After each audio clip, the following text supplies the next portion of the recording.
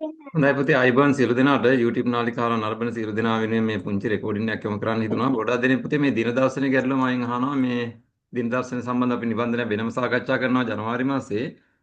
ඊට කලින් මේ උපරිම සහ අවමගිය ගැන ගොඩක් දෙනෙක් ප්‍රශ්න අහලා තිබුණා. මේ වර්ෂයේත් අහලා තිබුණා. පසුගිය වර්ෂවලත් අහන සුපුරුදු ප්‍රශ්නයක් බවට පත් වෙලා තියෙනවා. ඉතින් දෙහාන්සත් මයෙන් ඇහුවා මේ ප්‍රශ්නේ. දෙහාන්ස කියන්නේ මගේ ඔන්ලයින් පන්තියට නිතරම සම්බන්ධ වෙන හැමදාම එන දරුවෙක්. හැමදාම පන්ති පටන් ගන්නවත් එක්කම බලද්දී වෙන දෙහාන්ස කියන තමයි නම වැටෙන්නේ. හරි සතුටුයි. ඉතින් දෙහාන්සත් මයෙන් අහපු නිසා දෙහාන්සාවම සම්බන්ධ කරගෙන මට හිතුණා මේ ගැටලුව පැහැදිලි කරොත් හොඳයි කියලා.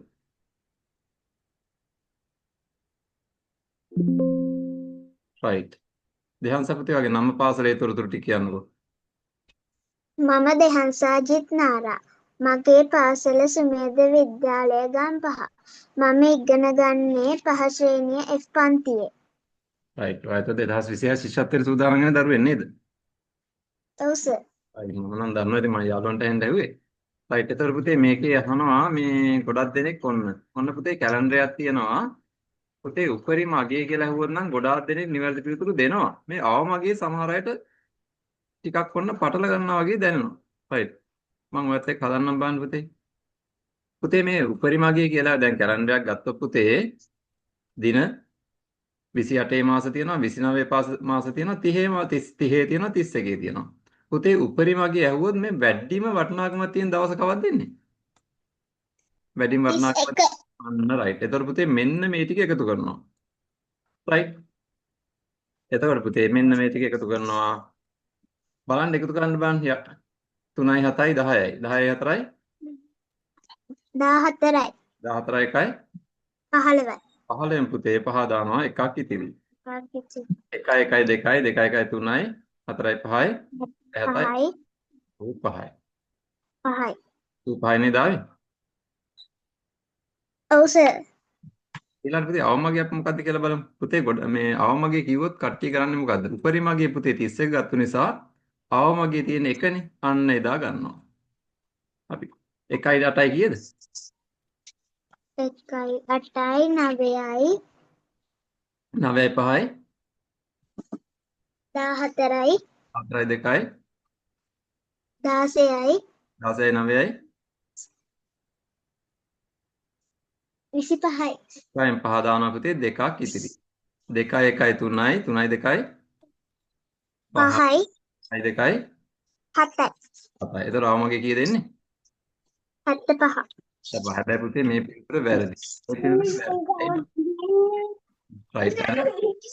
පුතේ පොඩ්ඩක් ගෙදර සද්ද දෙනවා පොඩ්ඩක් සද්ද අයින් කරගන්න මොකද YouTube නාලිකාවට යන නිසා දෙහංස එක ඇයි දන්නවද වැරදි කියන්නේ මම ඔයාලට මේ 29ක් තියෙන මාසයක් ගන්නම්කෝ රයිට් එතකොට පුතේ 29ක් තියෙන මාසෙක උපරිමගේ 29 නේද ඔව් සර්. රයිට් එතකොට පුතේ මේ ටික එකතු කරාම දැන් අපි ඉස්සලත් එකතු කරේ මේ පේලියනේ මේ පේලිය අපිට 75 කියලා එතකොට අවමගේ ගන්න කිව්වොත් මං ගන්නෙ කවද්ද පළවෙනිද නේද ගන්න වෙන්නේ ඔව් සර්. එහෙම වුණොත් පුතේ මේ ඒකෙත් එකතු 75යි නේද ඔව්. එහෙනම් පුතේ උපරිමගයයි අවමගයයි දෙකම 75 වෙන්න බෑනේ මේ බලන්නකෝ තව ඕන තරම් තීරු තියෙනව නේද එහෙනම් පුතේ ඔය උත්තරේ වැරදි මන් දන්නේ මේ මන් මාත් දැක්ක සමහර ප්‍රශ්න පත්‍රවල තියෙනවා ඉතින් මට නම් එකඟ වෙන්න බෑ පුතේ උපරිමගේ ප්‍රශ්නයක් නෑ අවමගේ ප්‍රශ්නයක් තියෙනවා රයිට් දෙහන්සා උපරිමගේ කිව්ව පුතේ අපි ගන්නෙ වැඩිම වටිනාකමක් තියෙන දවස 31 85යිනේ හරි නේද ඔව් සර්. රයිට් එතකොට පුතේ බලමු 70 අවමගේ කිව්ව 75 කියන්නේ කට්ටිය නමුත් පුතේ 75 එන්නේ මේ පළවෙනිද ගන්න නිසා වෙන්න ඇති. හැබැයි පුතේ අවමගේ කිව්වොත් මේ පළවෙනිද ගන්නවා. නමුත් දෙහාන්සා දවස් 5ක් තියෙනව නේද මෙතන? ඔව්. එහෙනම් ගන්නෙ නැහැ. එහෙනම් යනවා දෙවෙනිදාට. දවස් 5ක්. දෙවෙනි දවසේ 5ක් තියෙනවා. එහෙනම් ඒක ගන්නෙත් නැහැ. එහෙනම් යනවා තුන්වෙනිදාට. තුන්වෙනිදා කියන්නේ අර උපරිමගේ ආපු දවස නේද? ඔව්. එහෙනම් ඒක ගන්නෙත් නැහැ. එහෙනම් යනවා හතරවෙනිදාට. අන්න දවස් 4යි. එකතු කරන්න බෑ දෙහාන්සා. 4යි 1යි 4යි 5යි 6යි 8යි 13යි 8යි 5යි 14යි 18යි 18න් 8 දැම්ම එකක් ඉතිරි. 1 1යි 2යි 2 1යි 3යි 3යි 2යි 5යි. ඔන්න 58යි නේද? හරි නේද? රයිට්. සර් එතකොට මෙතන 58 කියලා උත්තරයක් නැහැ. උත්තරයක් නෑ තමයි මම දන්නවා. පුතේ ඔය සමහර පේපර්ස් වල ඔය වැරද්ද තියෙනවා. මොකද පුතේ සමහර ප්‍රශ්නවල ඉතින් අර ප්‍රශ්න පත්‍රය හදපු කෙනා මං හිතන්නේ මේ අර එක කියන දවසේ යන සැලකිලිමත් වෙන්නදී. නමුත් පුතේ දැන් ඔයාට පැහැදිලි නේද උත්තරයක් නැති වුණත් මේකේ අවමගේ 58යි කිව්වහම උපරිමගේ 85යි නම් මෙතනගේ 85යි නම් පුතේ මෙතනගේ 58යි නම් මෙයා අවමගේ කියලා අපිට බාර ගන්න වෙනව නේද? ඔව් සර්. මෙතන 75නේ පුතේ එන්නේ. එහෙනම් 75ට වඩා 58 අඩුයි නේද? ඔව්. එහෙනම් පුතේ පිළිතුර එන්නේ 58.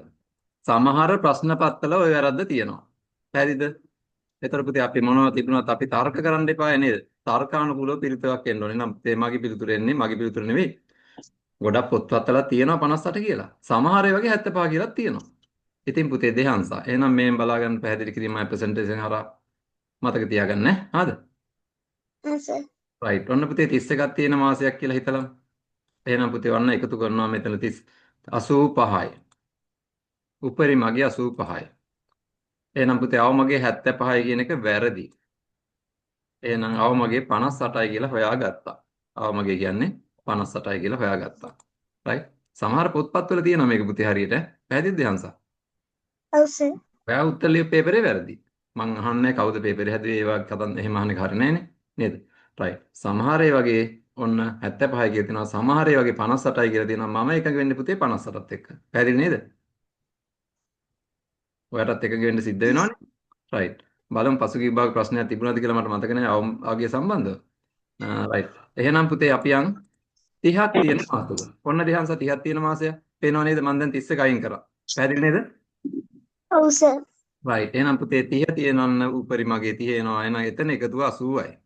30 80යි.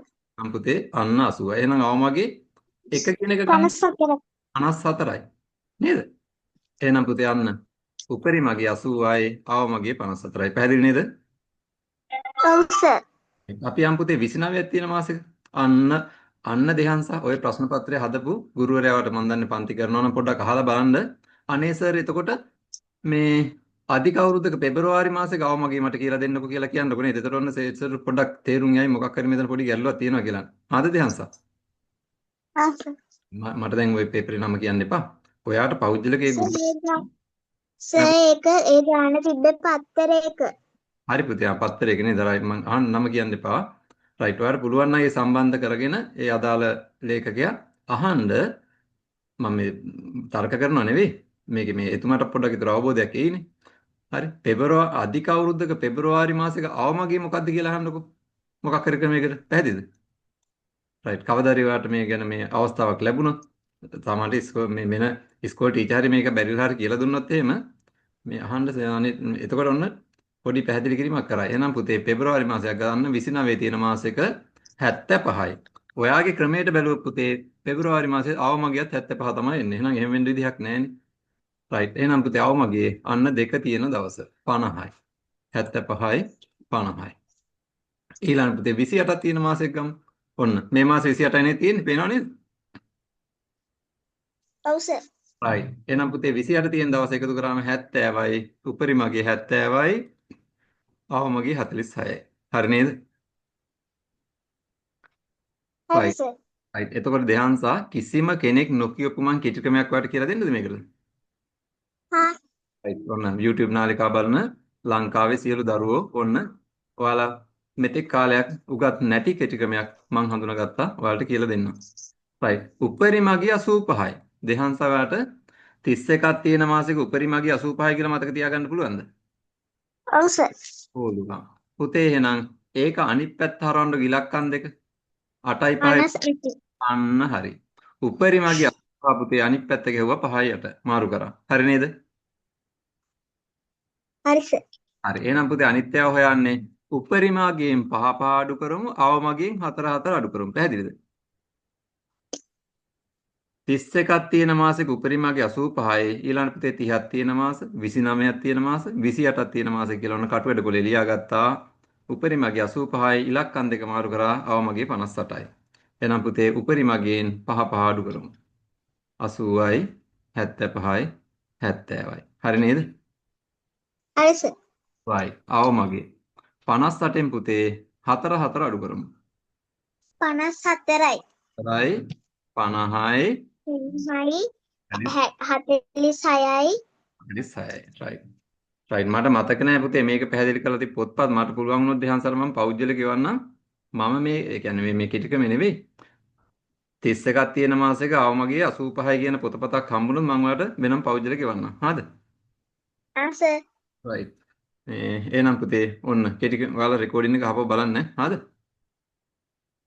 සර්. right. එහෙනම් පුතේ ඔන්න ශිෂ්‍යත්වයට සූදානම් වෙන දරුවෝ වෙනුවෙන් අපේ දෙහන්සා කියන්නකෝ බලන්න මම පන්ති තියෙන විදිය. ඔයාම කියන්නකෝ. බදාදායි බ්‍රහස්පතින්දායි. බදාදා තියරි ක්ලාස් එක, බ්‍රහස්පතින්දා පේපර් ක්ලාස් එක. අන්න හරි. ඒතකොට බදාදා පුතේ අපි පහ ශ්‍රේණියේ පෙළපොත දැන් අවසන් කරගෙන යන්නේ නේද? ඔයාලා ඉස්කෝලේ පහ ශ්‍රේණියට යන්නේ මම පහ ශ්‍රේණිය ඉවරයි. ඊට පස්සේ පුතේ බදාදාත් ගැටලුම තමයි සාකච්ඡා කරන්නේ නේ. බ්‍රහස්පතින්දා. ප්‍රශ්න පත්‍ර. ඒතකොට පුතේ ඊට අමතරව ඔයාලා 6 11 ඉඳලා පුතේ කැමති නම් දෙහන්සා ලබනවලදී 6ට ගියාම ඔයාලට ඕන කැමති නම් බල කරන්නේ නැහැ 6 ඉඳලා 11ට යනකම් මාත් එක්ක ගණන් ඉගෙන ගන්න පුළුවන්. කැමතිද? ඔව් සර්. එතකොට බලමු නේද? රයිට්. ඒතකොට පුතේ ඊළඟ ඔන්න සද්දින මෙහෙමවත් තියෙනවා දෙහන්සා නිවාඩු මාසේ. පුතේ ප්‍රශ්න පත්‍ර ශිෂ්‍යත්ව ප්‍රශ්න පත්‍ර සාකච්ඡා කරන පුතේ කලින්ම වෙනද හැමදාම අවසානයේ සාකච්ඡා කරන්න දෙහන්සා. පුතේ ගොඩාක් ප්‍රශ්න පත්‍ර නිකුත් කරනකොට මේ අර විභාගයක් තිබ්බට පස්සේ ඒ විභාගයට අදාළව තමයි ගොඩක් ප්‍රශ්න පත්‍ර සමාවෙන්න බහුතරයක් ප්‍රශ්න පත්‍ර සකස් වෙන්නේ. එතකොට පුතේ ඔයාලා විවිධ ප්‍රශ්න පත්‍ර කරලා විභාගයට පරණ විභාග පේපර් වලට උත්තර ලියනකොට හිතනවා විභාග ප්‍රශ්න ලේසියිනේ කියලා. අයියේ කලින් ඒවා කෙල්ල තියෙන නිසා. මේ සැරේ පුතේ මම කලින්ම විභාග ප්‍රශ්න සාකච්ඡා කරනවා. එතකොට ඔයාලට තේරෙයි දෙහන්සා ගොඩක් ප්‍රශ්න පත්‍ර කටුලට අරන් තියෙන්නේ පසුගිය විභාග ප්‍රශ්න තමයි කියලා. පැහැදිලිද? ඒක නිසා මේකෙදි ලකුණු ගන්න අඩු වුණාට කමක් නැහැ. විභාග රටාව අවබෝධ කරගන්න ඊට පස්සේ පුතේ වසරින් වසරට වෙනස් ප්‍රශ්න පත්‍ර කඩලා තමයි දැන් ප්‍රශ්න පත්‍ර තමයි විභාගෙට නිකුත් වෙන්නේ. ඒක නිසා දැන් හෙට අනිදාල්තෙන් ප්‍රශ්න පත්‍රයක් නිකුත් වුණොත් දෙහන්සා ওই 2025 විභාගෙට ප්‍රශ්න සමාන ලැබෙයි. හැබැයි 2026 ප්‍රශ්න පත්‍රයේ අමුතුම ප්‍රශ්න පත්‍රයක් වෙනවා.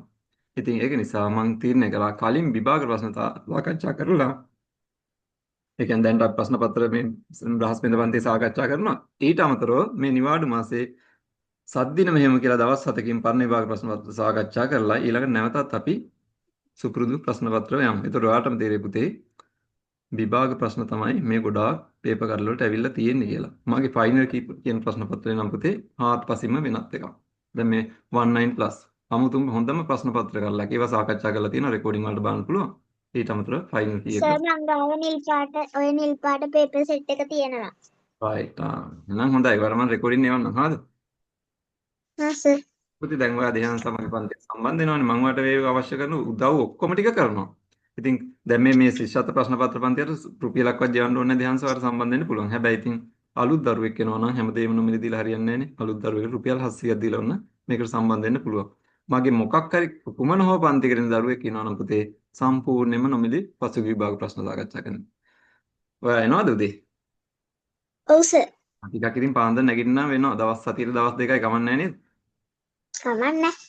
මම ඒ ගැන විස්තරයක් දෙන්නම් ඈ. රයිට් අද පන්තිලත් එනවනේ. මේ හොඳයි දෙයන් සයන වර්ධ පාඩම් පැහැදිලි වුණාද උපරිම සහමගේ? ඔව් සර්. නැවතත් රෙකෝඩින් එක තව ටිකක් බලන්න පස්සේ ඈ. හරිද? හා සර්.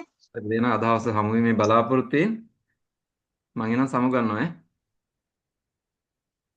පෙරුවන් සරණයි සර්. එවන් සර්ණයි.